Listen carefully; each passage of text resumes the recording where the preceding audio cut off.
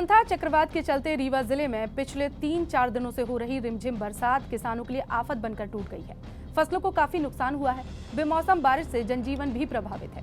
इस वर्षा को किसानों पर प्रकृति की भीषण मार कहा जा सकता है, क्योंकि इससे किसानों की फसलों को काफी नुकसान हुआ है।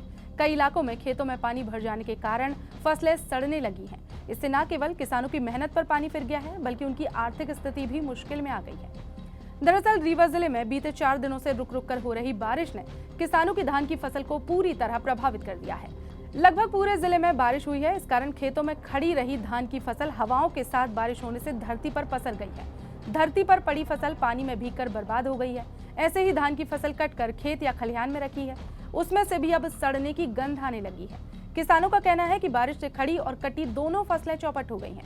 ग्रामीणों ने प्रशासन से फसलों का तत्काल सर्वे कराकर राहत और सहायता राशि की मांग की है। ये पानी जो गिर रहा है 3-4 दिन से और तूफान, ये पूरी फसल नष्ट कर चुका है।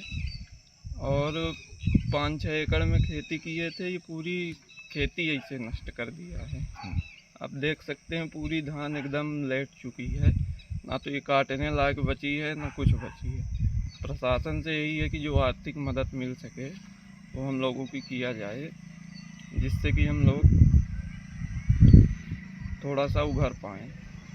लगभग गांव में कितने लोगों की ऐसी खेती नष्ट हो गई?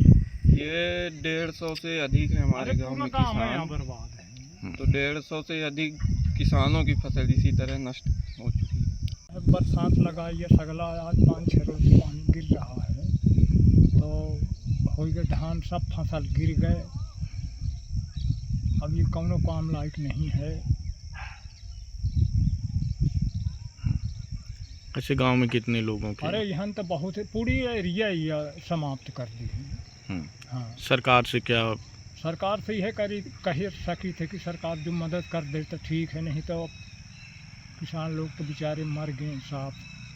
धूप न निकलने से भीग चुकी फसलों को बचाने के लिए किसान कोई भी कोशिश नहीं कर पा रहे। बेमौसम की बारिश ने किसानों की फसल को पूरी तरह से चौपट कर दिया है। भारी जल भराव के कारण खेतों में ट्रैक्टर या वाहन भी नहीं जा पा रहे, जिससे कटाई और निकासी रुक गई है।